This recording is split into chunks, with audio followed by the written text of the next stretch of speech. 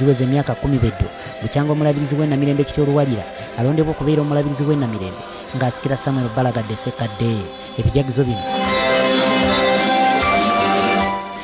bino bitandikidde Masuulita mu Busiro ku kanisa y'omutukuvu Andereya era ng'eno wakizo nnyo mu mulimu gw'obuweereza ogw'omulabirizi Wilberforce Kiti Luwalira.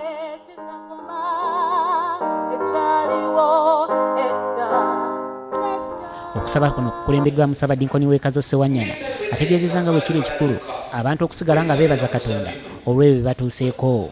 Tobivuunamiranga ebyo tobisinzanga kubanga nze Mukama Katonda wo ndi Katonda wa bujja. Omumyuka owookubiri owa Katikkiro era nga ye muwanika wa Buganda Oweekitiibwa Waggwa Nsibirwa naye nga yeetabye mu kwebaza kuno ategeezezza nti abantu balina okubeera abeetowaze okusobola okutuuka ku bigendererwa byabwe. Abakulembeze twegulumiza emirundi egisinga naye kitaffe mu Katonda ayina obwetoowaze obw'ekika ekyawaggulu. Ate mu bukulembeze obwetoowaze maanyi si bunafu. Oweekitiibwa asiimye ebintu omulabirizi byakoze mu myaka 10. Obukulembeze bivaamu ebyo bw'otabaako ky'okola bakwogerako, bw'obaako ky'okola bakwogerako.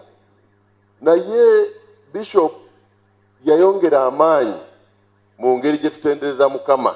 Abamu ne boogera bye baagala okukola ki okwogera waliwo abajjako ne mbaga naye kakati Bishop atali musamize bw'ayongera amaanyi mu kusi yalikoze eki.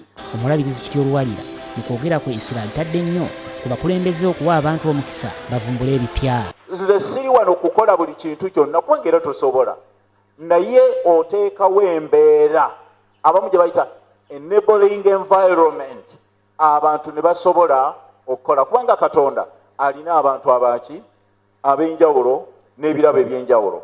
Akubiriza n'abantu okukola ennyo. Ekyokubiri mbasaba tukole. Bannange bwe mubanga mutambulako mu bulabirizi obulala njagala okussa ku ddoboozi nti mu bintu ebimu tuli mabega.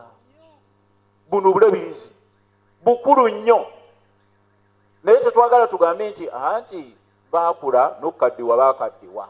Omukolo guno gwetabiddwamu abasumba, abaawule, abakungu okuva mu gavumenti eya wakati, abaka ba palamenti, obwakabaka bwa Buganda, ssaako n'abalala.